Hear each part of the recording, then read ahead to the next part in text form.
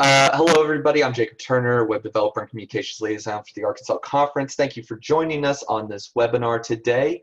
A couple of technical things to go over. As you probably have encountered, the webinar chat for today has been disabled. If you have any questions for the panelists of whose names and icons you can see all across the screen there, click on the Q&A button at the bottom of the screen where you can ask your question. And the panelists will respond to it as soon as they can, either on the call itself or in a private message if necessary. As again, the chat is disabled, so the only way to interact with the panelists is through the Q&A feature. Again, thanks for joining us. I'm going to turn it over to Amy Izell, Director for the Center for Communication, to introduce everybody's panelists for today. Thank you, Jacob. Thank you. Welcome, everyone. I'm super excited about this webinar, and I want to just jump right in and go ahead and introduce you to our panelists. First, we have Melinda Shunk, who is the ARUMC Children's Ministry Coordinator. We also are very excited to have Reverend David Freeman from First United Methodist Church, Little Rock. He is the senior pastor there. We have Brian Swain from Fayetteville Central United Methodist Church, and he is the administrative. Tell me your title, Brian. I'm the executive director at Central. Executive director, thank you. Sorry, I blubbed on that. Then also we have Chris Mittna with Rogers Central United Methodist Church, and she is the executive director over the child care ministry. Is that correct, Chris? All right, and then we also have Ashley Lester, who is with Fayetteville Central United Methodist Church, and she is with the children's ministries there. So thank you to everyone for joining us today. I'll quickly just share that the idea for this webinar developed just last week when the Bishop's Task Force for COVID-19 was meeting. We were meeting with Bishop, and Brian Swain and Chris Mittna are actually part of that task force, and Bishop was meeting with us, and we were sharing some of our concerns, and I'm sure Brian, they'll talk more when it's their turn, but it was we immediately realized that we had potential crisis. That there are gaps that need to be filled with in so many different situations, and I'll let people talk about more. But and so Bishop said, we need to take this conversation to the masses. We need to offer this to the connection, and we need to pull people in the conversation, share ideas, and hopefully inspire others to offer ministry as well. So without wasting any more of your time, I'm going to go ahead and first of all ask if David Freeman, would you open us in prayer? Absolutely, I'd be happy to. Let's pray. Most gracious, most holy God, when things are uncertain, the certainty is your grace, and so we bask in the assurance of your ever-present grace that is healing, that is strengthening, that is surrounding us at every point. For all kids, for all families, for all teachers and administrators, for our communities as a whole, we pray a special prayer of grace for them in this time, that we may reach out in care and concern for your world, and that we may truly live as your people, creating that beloved community of your kingdom. In Christ's name we pray. Amen. Amen. Thank you so much. Welcome again to everyone. I'm so happy that y'all took the time to be with us. I'm going to first of all turn it over. I'm going to start with Brian Swain and Ashley Lester. And I have to say that Ashley is joining us from her vacation spot. So she may not be turning on her camera because she is officially on vacation, but thank you so much for being a part of this webinar today. So I'm going to just turn it over to you, Brian, and if you would just share with us a little bit of why you felt like that there was a need that needed to be met, and then tell us a little bit about what your church is planning to do to meet some of those needs.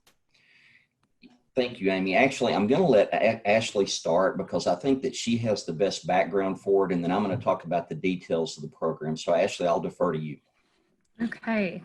All right, guys. Well, like Amy said, I'm sorry that I don't have my camera on, but I'm on vacation, so just have wet hair from the beach. Really, Elizabeth and I had been praying. Some of you may not know, but Fayetteville made a decision to only have children in school for 2 days a week. And so they will be doing virtual learning for 3 days a week. And we just started seeing so many people not know what they were going to do. And so Elizabeth and I had been praying about what to do. And then a church member sent me an email and said, hey, this is a good opportunity for the church to step in. Well, that next Tuesday, that happened on a Saturday, that next Tuesday, we have sent out on our Remind app multiple times, hey, how can we be praying for you? Well, we did that again. Normally we maybe get 2 responses, right? Nobody thinks we really want to hear what their prayer request is. Well, this time we got 50 plus responses, and all of them had to deal with school and fear of not knowing what they were going to do with their children, whether they were going to have to quit their job or downsize, or how they were going to make ends meet. And so we really felt that there was an urgency of the church to come alongside these families and to meet some of those tangible needs.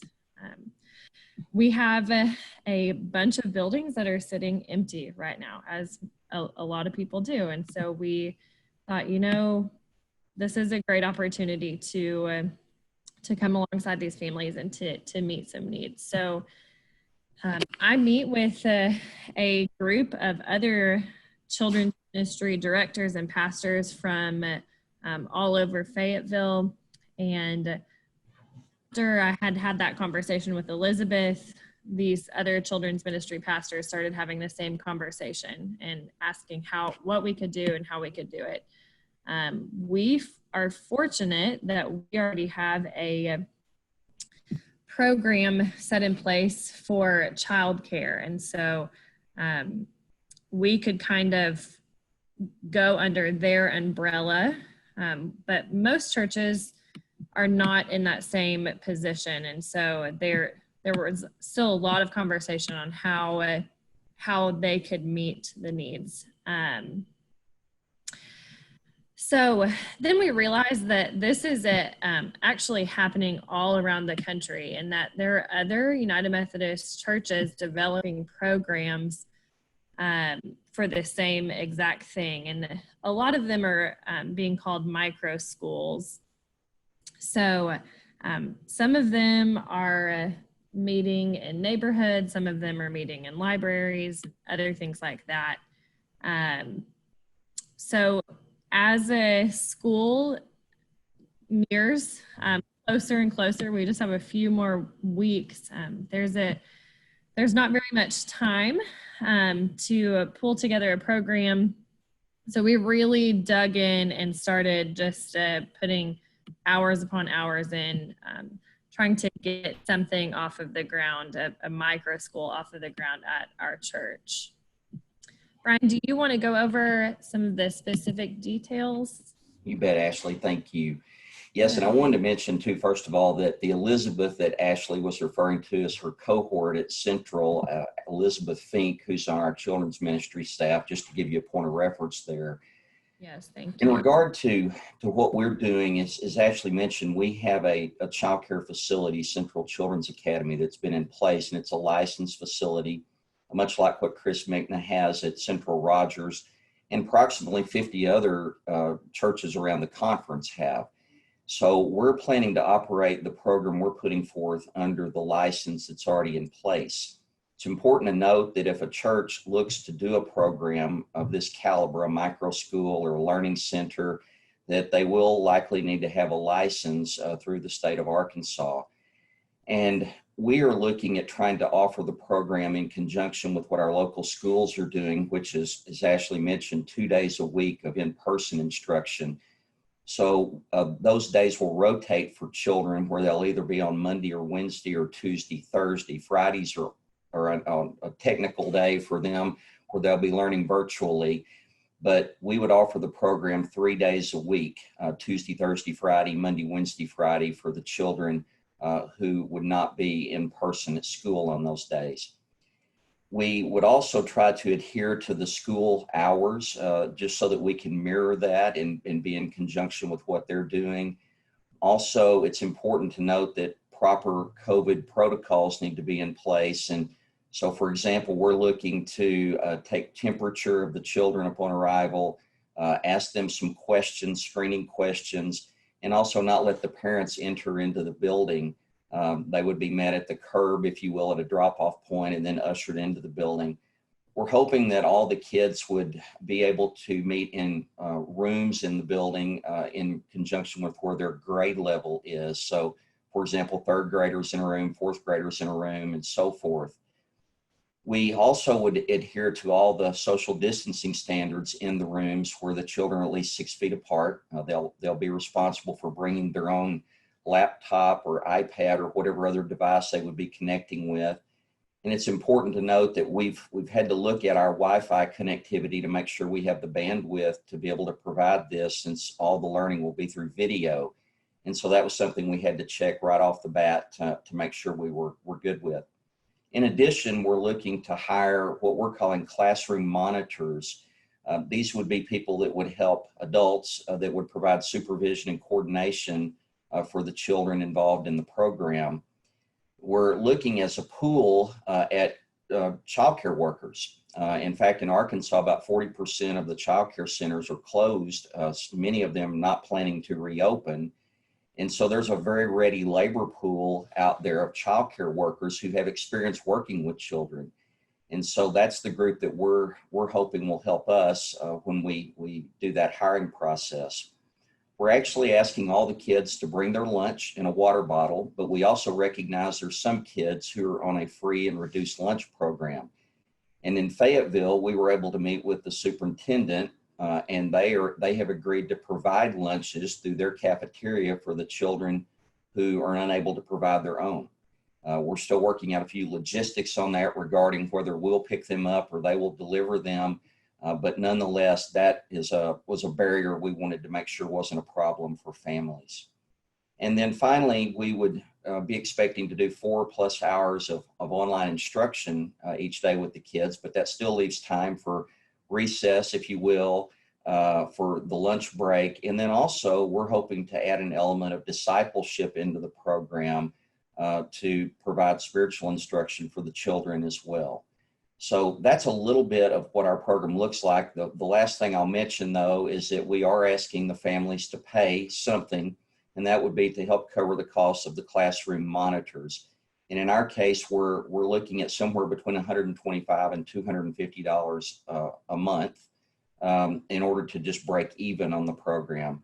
It might require a little bit of supplement from the church, but we view that as part of our responsibility right now. So that's a little bit about the nuts and bolts. I'll stop for now so we can move on to the next. So Brian, a question from Stephanie Dunn. Does your child care center already include elementary students? Do y'all do like an after school care, or is it all preschool? We do not right now. We have previously done school age children, but we do not right now. It's only a preschool program. Okay. Chris, when she speaks, can speak more to that because her center does have school age children. Okay, very good. Well, let's go ahead and turn it over to Chris Mickna, who is at Central United Methodist Church in Rogers, and you guys are going to be doing a similar program, offering a similar ministry, and I'll let you share with us about that. Thanks, Amy. So, like Brian, we already have a child care center in place, and we do offer school age programming in the summer only. So really it's going to just be an extension of what we already do. It'll just look a little different with it being during the school year. So already having that license, we're a little bit ahead of the game on that end with respect to what others might have to do to go under the license from DHS and Division of Child Care and Early Childhood Education. For us, it started simply with just one parent. It was a member of the church that said, hey, have you thought about this? And it was a parent that was a church member, but also have their children in our program, in the preschools program. And so it just started there for us with just somebody asking, hey, have you thought about this? And so we're going to be able to do just a couple of rooms for now. We are looking ahead also at what do we do in the summertime. Further on in the school year when and if things close down altogether, because that's another conversation to have at that point. But we know that we have parents now that are forced with making that decision of, do I send my child to school or not? Do I, we have parents that are in debate. If you have mom that says, no, I've got to keep them home, and the dad that says, no, we've got to send them. If you've got two working parents, but they're scared to send their child to school, where are they going to go? So that's really where it has started for us. And we just want to meet the need. We want to fill those gaps and hope that we're able to do that. Very similar to what Brian said, as far as how we will run the program itself. We're going to follow all the current guidelines provided to us by CDC and Department of Health and DHS, all the things that we're already used to doing. It'll just be an extension for the school age kids as well. Chris, I know that we had also talked about, not every school district is, not every school district is like Fayetteville, that is just going to have a hybrid classroom. A lot of the school districts are just going back full time. Some of them are saying, nope, we're just going to do it all online. But I wanted to share this because we had also discussed that this could be an opportunity for churches who already have a child care license, but to possibly reach out to parents, grandparents, families who are struggling with sending a child back to school when they are immune compromised, or if they have a grandparent that is going through chemotherapy, or whatever the cases could just go on and on and on, the scenarios, but that this could be an opportunity for which I know all of y'all are doing, is not just making this for your church family, but also an opportunity for the community to be able to provide a safe place that is going to be social distancing, where they will have someone who is going to be making sure that they're online doing what they're supposed to do with their teacher at school, and will be fed and cared for. So anyway, just a blessing and a great opportunity for churches of any size across our connection to open that ministry, to offer that ministry to the community, for sure. So thank you. I see we have a couple of questions. Oh, you're welcome, Stephanie. Denny Palmer, I'm curious about offering a place for above elementary. Has anyone explored that? We are active in foster care and know that finding a way to still work with supervising your teens who are at home is a real issue. Has anyone I think the Centrals, the Northwest Centrals who are represented here, I think y'all are focusing mainly on elementary age. Are you aware of anybody that is doing something specifically for older kids to offer? I think I've talked to somebody, and I can't remember who it is because I've talked to so many people, is offering like a Tuesday, Wednesday, and Thursday nights to where they're going to be open to allow teens to come for free Wi-Fi access, food, and supervision for a couple of hours. But I honestly, I can't remember where it was. I didn't just dream that I wouldn't have had that good of an idea. So someone is doing that, Denny, and when I think of who it is, I will put you in touch with them. Amy, I know for us, if you're doing a program such as this under the license that you have, if it's through DCC ECE, that license even for school age only goes up through age 12. Okay, gotcha. So that's where our limit would be. Gotcha. Amy, where I've heard that is that some of the libraries are doing that for teenagers. They're just making space available in the local libraries. The idea behind that is not that there's not a requirement for some supervision of teenagers, but at the same time, they require a lot less supervision than your 12 and below age bracket. So right. That's where I've heard of it happening, is more local library, not so much in churches. Okay. I heard it from a church because they were going to feed them as well, and I can't remember who it is, but I'll get back to you. But Denny, we're praying for you. I hope you can make this work for the kids in your area. So anyway, I'm going to thank you, Chris and Brian and Ashley. I'm going to turn it over to David Freeman and let him share a little bit about the ministry that they are going to be offering to help fill some gaps with the beginning of the school year. So I'll turn it over to you now. Thank you. Appreciate it. Let me start off by saying Reverend Haley Jones, who is our pastor of community engagement, is the one who really has been bird dogging a lot of this and creating a lot of this. But she made me do this, but I'm really glad to come and take all the credit for it and for y'all to think that this was all me. We back around, I guess it was around Pentecost when we began to realize, like, oh, this is a long haul. We're not going to be going back into a school year the same. There's going to be significant challenges. We began to kind of ask questions about what is our role and how do we become the incarnation in downtown Little Rock. So our church's vision statement is being good neighbors to make Little Rock a place where children thrive. So this is something that's just at the core of who we are. And our conversation began with, when you're in a crisis and everything is uncertain, you go to what you know or what is most important. And so we went back to what are our core values, and two of our core values are health and education. And to help Little Rock be a place where children thrive, there needs to be good community health and quality education, two things that are very difficult in Little Rock on normal circumstances.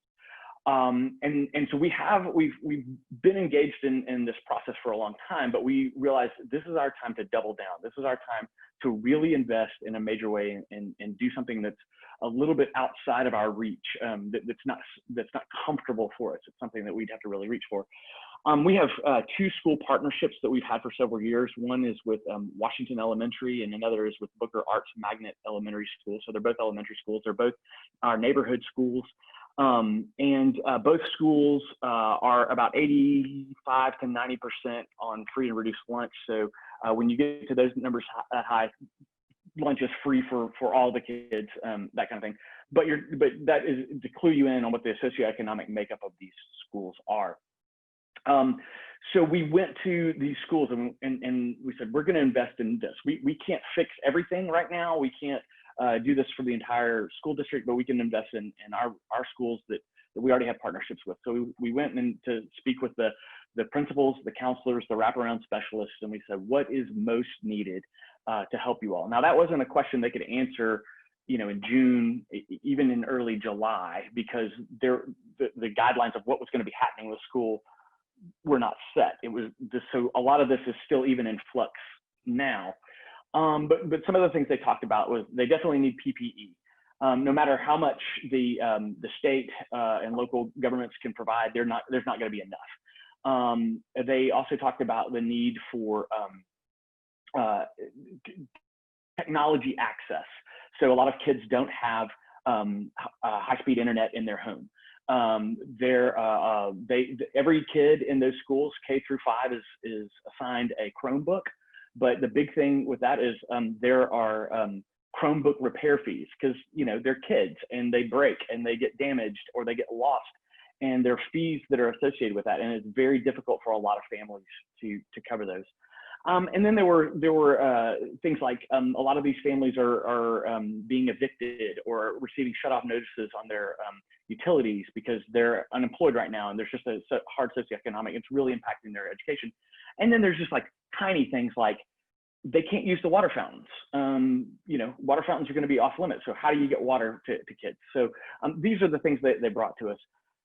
So our first thing was to really make an impact with these things they brought to us, and we are setting out. We're actually launching this Sunday a COVID relief fund that we're raising with the church, and I'm going to share my screen so you can see what our goals are for that. So our COVID relief fund is we're setting out to raise initially $45,000 in the next few weeks to benefit the schools. Our goals are to raise enough to have $2,000 worth of PPE. That's to provide no-touch thermometers, disinfectant, hand sanitizer, that kind of stuff. We've actually been collecting that stuff over the summer. We asked people that when you're buying your own Lysol wipes, buy an extra container and bring it to us.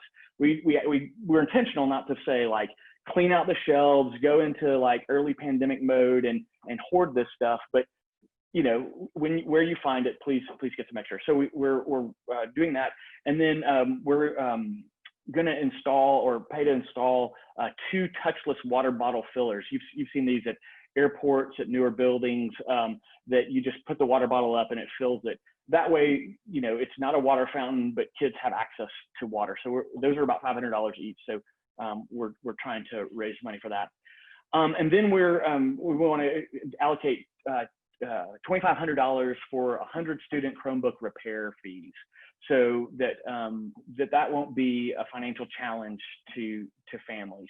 I know it seems like a very small fee, but it's pretty significant when you're not anticipating it.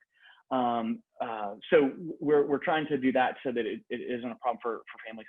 And then we're allocating $5,500 for housing support. So if somebody has an eviction notice or a shut-off notice, we can help with rent assistance, utility assistance, that kind of thing. And that'll all be done through relationships. So as counselors, wraparound specialists in schools find out about these things, they'll come to us, specifically to Haley. We have a committee that is reviewing those things, but we hope to make it quick enough so it's not something that takes weeks and weeks in that process. And then the last thing is to allocate $35,000 to provide internet in children's homes up to 45 of these grants. Because whether they are learning in school or when schools have to go fully virtual, we're kind of looking at not an if but a when on that. Kids are going to need access to internet, and so if we can provide 9 months of internet access for families, we can provide these grants. Now, since we set out on this project, the governor has allocated $10 million for Wi-Fi hotspots and devices. So we're kind of shifting our focus that it may not be that we're funding people to have internet in their house, but we're working with them to get access to those other devices, hotspots, those kinds of things. This is something we're still researching, that if you qualify for SNAP or if you're on SNAP, you can receive internet at a much reduced cost, like $10 a month type cost.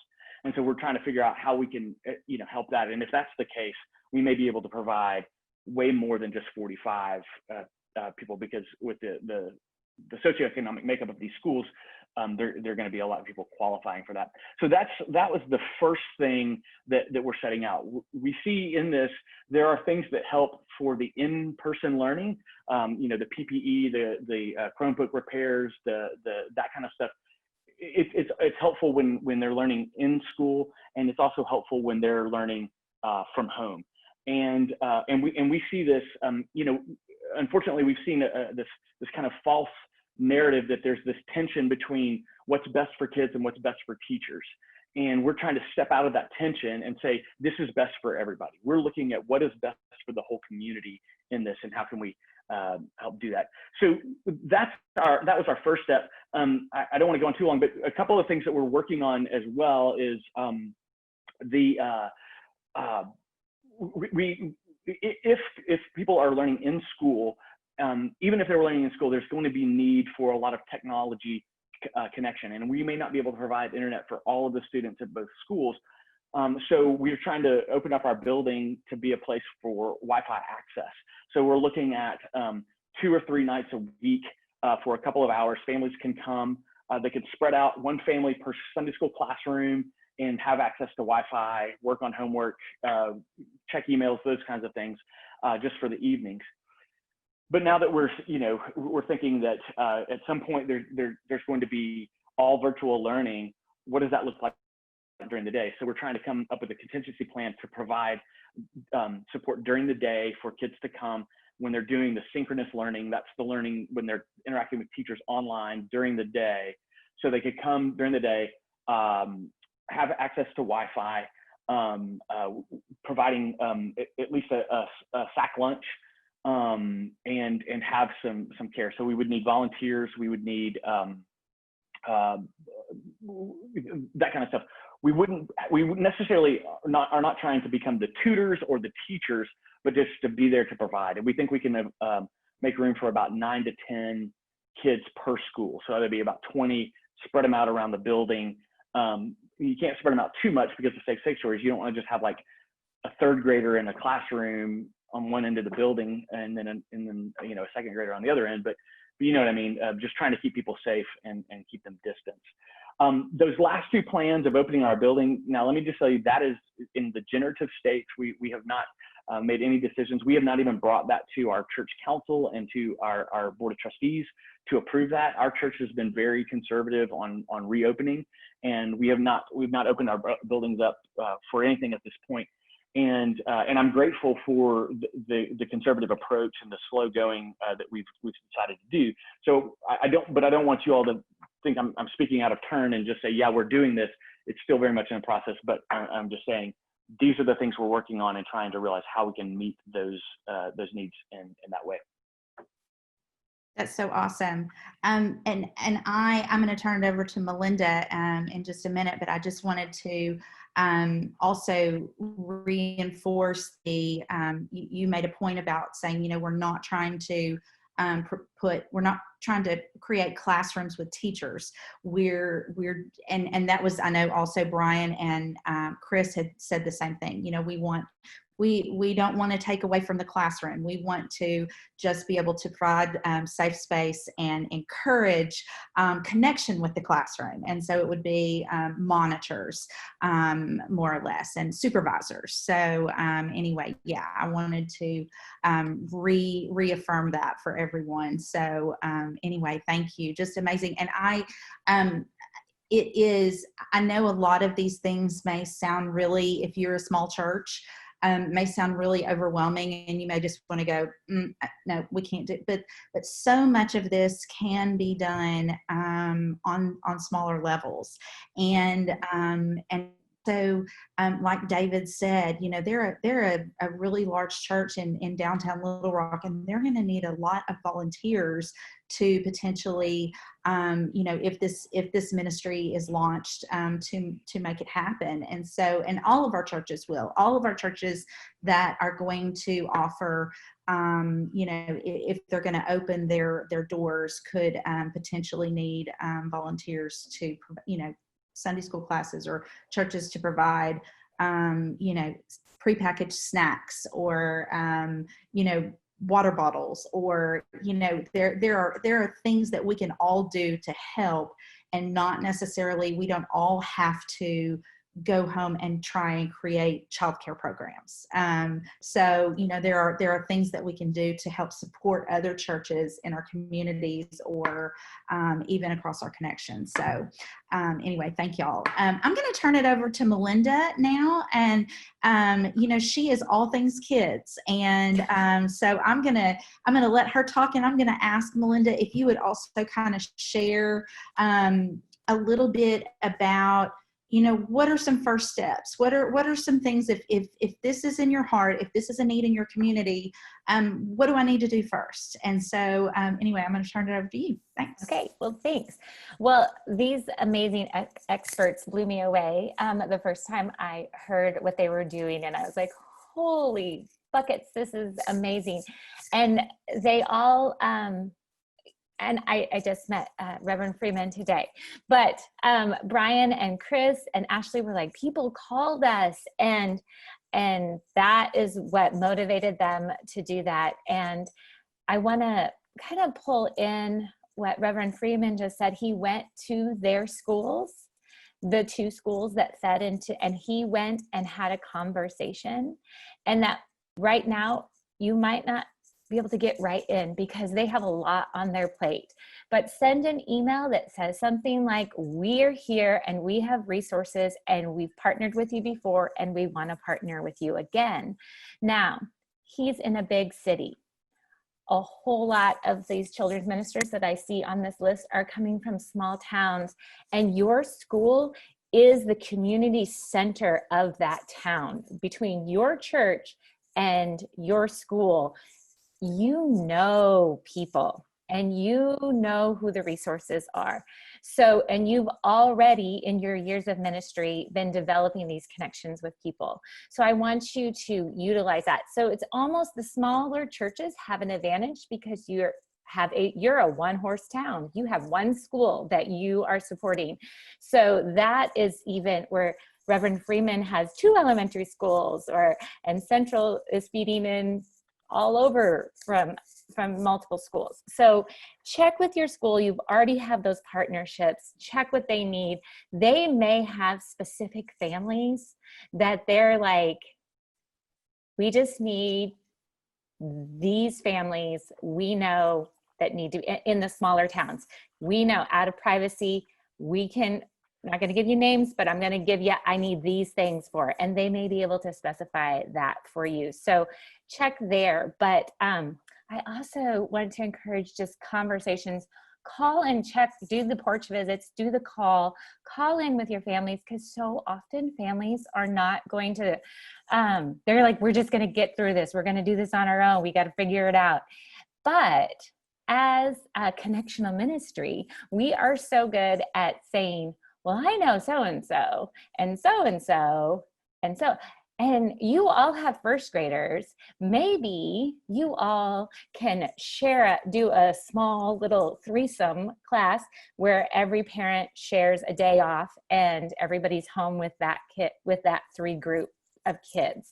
So think outside the box. These are huge, big ways, but we can also do this in a small way where we are the matchmaker. We are the people who hear everybody's story, and we can connect them with one another.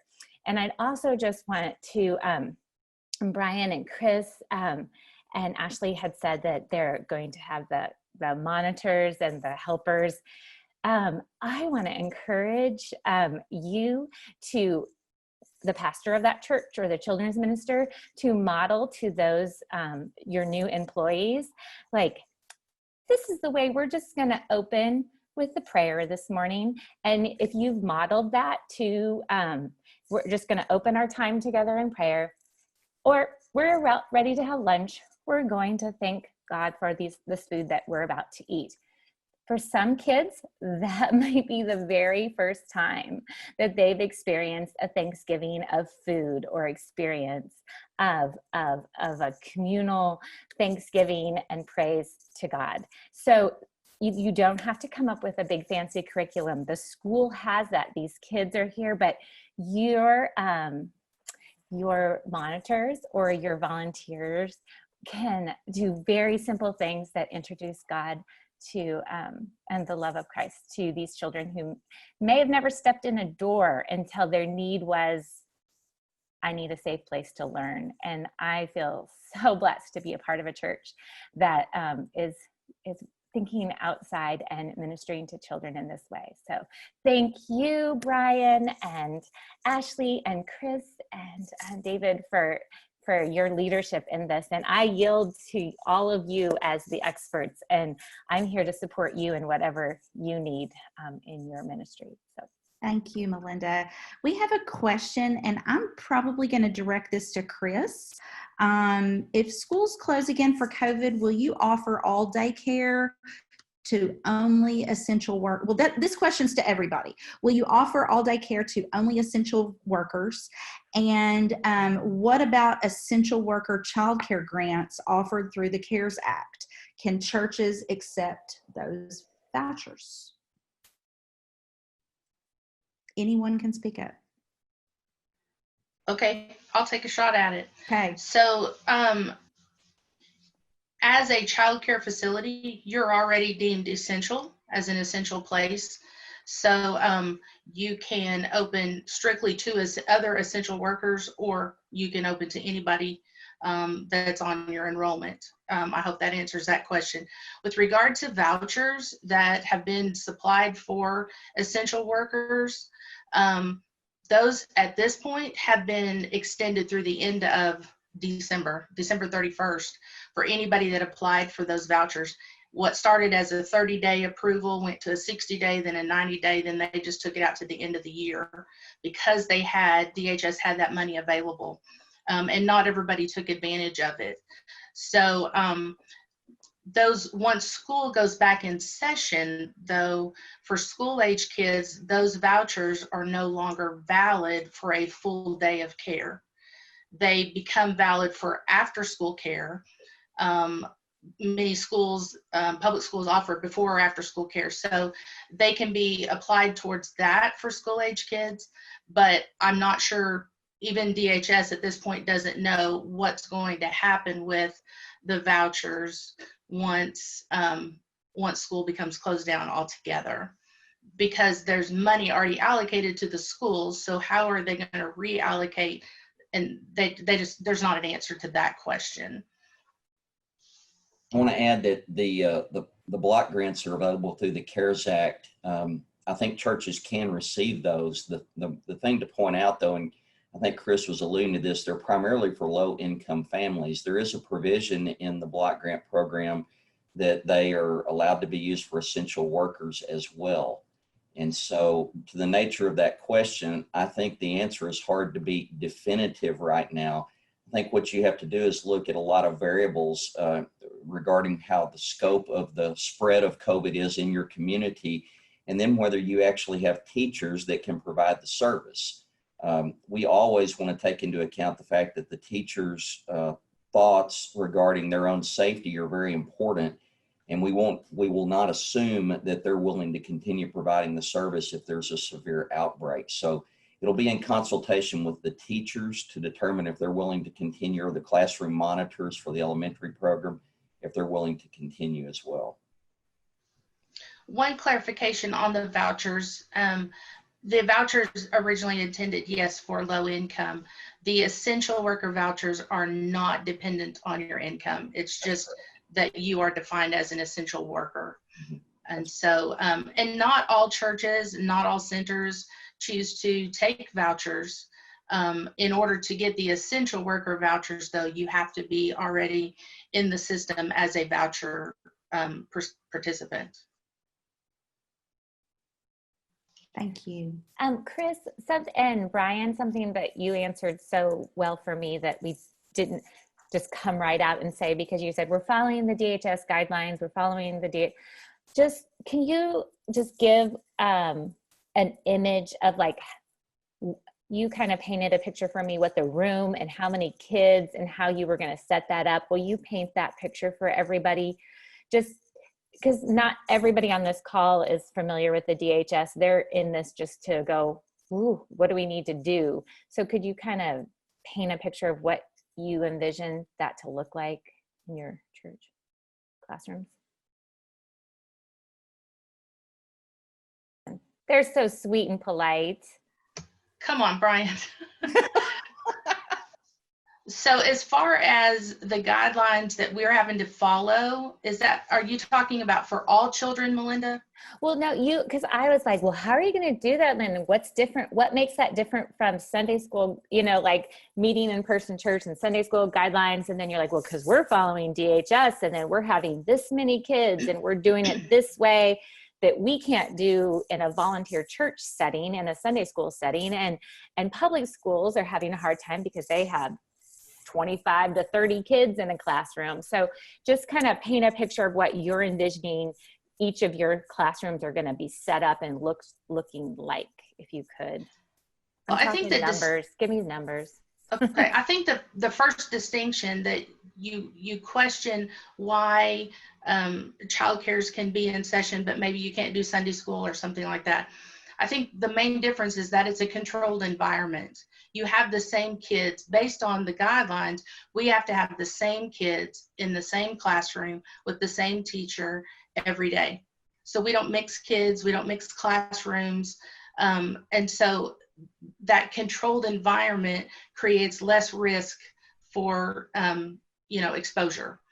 So that's the first answer to that, part A of your question. That's what I was wanting. I just wanted everybody to hear the experts say it. I'm not an expert. More than I, dear. But I'll let Brian paint a picture if he wants to paint a picture. He's really good at that. Yeah, so in a preschool setting, you're required to have at least 35 square feet per child. For elementary age, you're required to have at least 25 square feet per child. We don't plan on our program to meet that standard. We want to exceed that greatly. So for example, if you have a room that is for an elementary child and it's 350 square feet, you'd be allowed to, 250 square feet, you'd be allowed to have 10 children in there. We plan to limit our rooms to no more than 8 at the most. And as Chris was indicating, we want to keep the kids in their own cohort. And so the idea behind that is that those kids have minimal exposure to other children, and the same for those monitors that are working with them, that they have limited exposure to those same children. And so each day they come, it's going to be that small group of people, children, monitors, teachers, if you will, that are together. And obviously we'll be taking precautions, like I said earlier, of taking temperature, running screening questions, not allowing parents to come inside, whether it's preschool or elementary age. That's all to limit exposure and risk to everyone involved. And so in the classrooms, as I noted, we would also be having social distancing, physical distancing in place for the kids. And I'll honestly try to exceed that, not just 6 feet, shoot for 8 to 10 feet so that we have plenty of space in between them. And then when it's time to go to the playground for recess, that group will go. They will not mix with other children from other rooms. They also will stay together when there's lunch. They won't go to a common area. The idea, again, is everything they do throughout the day is in their little group. That is exactly what I wanted you to share. That is perfect. That was the insight. That is just lovely. Thank you so much. Thanks. I want to touch a little bit on, I'm thinking that, and you touched on this too, Melinda, that, David, First Church Little Rock has, all of our churches have a mission field, but theirs is very urban and has a large homeless and a poor group of folks that they serve. And so, but then you have, say in Little Rock, churches that are, out on Highway 10 or, that are not close to elementary schools, that are not close to neighborhoods that are not economically rich. And you're going, what can we do? All of our kids are going to go to school, or we're in our area, we're blessed enough that we have parents that can stay home. One can stay home and one can go to work, or whatever. But I would ask that you consider supporting another church. If you and David, I want to ask you, I want to make sure that this is okay. But to have, if you can't do anything, if you don't have the, you just don't have the manpower, you just don't have the pocketbook, whatever, the location, the contacts. David, share with us how you would feel about other churches supporting the ministry that you're doing for those two elementary schools. Yeah. I mean, absolutely welcome it. What I would say is every mission field, every ministry context has need. That need may not be as easily identifiable as this socioeconomic group, but we're in a community health crisis, and there is no boundaries of who is affected by it and who is not. And so every context, whether that is small town, whether that is large city, whether that is West Little Rock or Down Little Rock, there are kids who are being affected by this. There are families that are being affected by this. There are teachers that are being affected by this. There is a ministry context. And so I would say, I would love for people to do it in there. If you want to come and help Washington and Booker, come on. That would be more than wonderful for us to make a bigger impact. There was something else you said, and I forgot kind of what you were. I forgot where my mind went while you were talking, but yeah, I would say looking beyond just the boundaries of your mission field is important. I was going to say also funding a lot of these things is important, and we should not look at that as a lesser thing because it's not hands-on ministry. For us in our congregation, we began with a fund because putting a lot of our members on the line is not doable. The median age of our congregation is 65 years old. That means that half of our congregation is in a high-risk category. So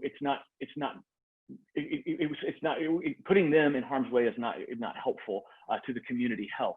So asking them to fund it is just as vital of ministry. And so if there is a church that says, we don't have the manpower, but we can write a check, that's just as great right now. In fact, it's the safest thing you can do right now in many ways. So I know I'm just talking in circles, but I would say we are looking for ministry partners. We're always looking for ministry partners. We don't want to do anything. We're not looking for credit. We're not looking to like reinvent some sort of wheel. We're just looking to be in ministry with the people around us. And so, yeah, I would say work together as churches. If you've got, United Methodist churches within a certain geographic area, work together on one school or something like that. Great, thank you. That was what I was wanting you to say, and I'm sorry I kind of danced all the way around that, but thank you for that. Amy, can I add in something to that? Please. Where our church is located, we have an elementary school right across the street. It's right across the street from our church. It's also Washington Elementary School in our case, and it's also one of the poorest school districts in the community. We have an existing partnership with that school, and we do a lot of ministry with them. One is through a program called Wise Kids. It's an after-school program we do at our satellite campus. But we right now are targeting two groups. One of those is our own members, and we did a survey last week, and we had of our membership, 53 said they would use this program if it were offered. But we also want to target the kids at Washington because they are very close by. We have an existing relationship with them.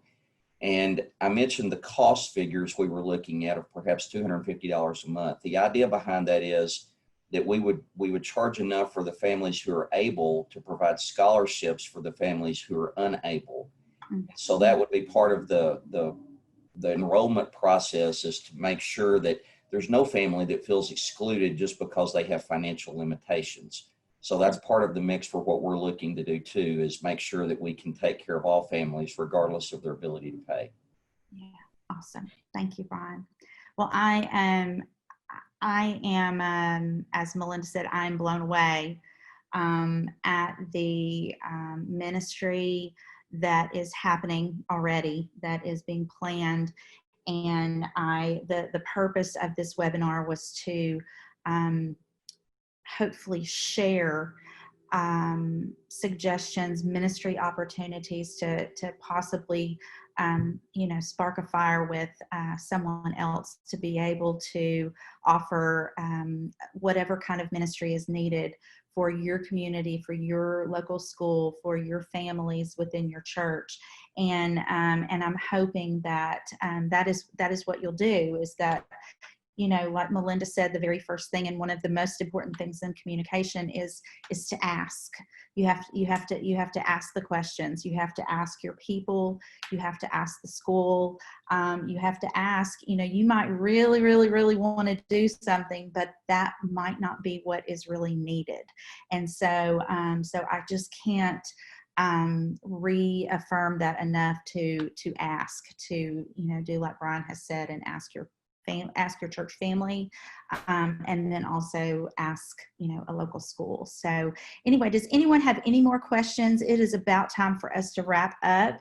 I will let everyone know that this has been recorded, and we will be able to share a link to this webinar, so that if you would like to show your trustees, if you would like to share this with elementary school, whatever you would like to do with this video to increase ministry in your area, we are thrilled for you to do that. Thank you to everyone who has taken the time to be here. Thank you for your heart and for your calling. And I guess since we don't have any questions, I think everyone's so blown away. Everyone's just going, okay, I've got to go to work now. I've got to go figure out what we've got to do for our community. Let's close in prayer. And Brian, would you close us since David opened us? You bet. I'll be happy to. Let's pray. Gracious God, many of us are weary from the challenges of the past months, and Father, even in our human tiredness, we stop and acknowledge that you're Lord over all, and we know that nothing is impossible for you. Father, we thank you for our connection and the ability to come together and share ideas with each other about providing fruitful ministry to the families at our churches and to the children. Father, as we move through the weeks and the months ahead, we just ask that you continue to go before us. We ask that you provide us with enlightenment, with knowledge, with inspiration, with courage, and with stamina as we seek to be the church for so many who need a touch or a helping hand from you. And may the Holy Spirit embolden us to be your hands and your feet as we seek to serve others in your name. May each act and ministry action that we undertake be done with humility in the strong and the powerful name of Jesus Christ. Amen. Thank you. If any of the attendees, anyone watching this, wants to reach out to any of the panelists individually to ask specific questions, because I know you're going to have a lot of questions that after you have time to think about this, just reach out to me and I will connect you. amy.ezel@arumc.org, and I will be glad to put you in touch with any of the panelists to help you out. So anyway, without further ado, we'll say goodbye today, and hope everybody has a very, very blessed Wednesday. Thank you so much.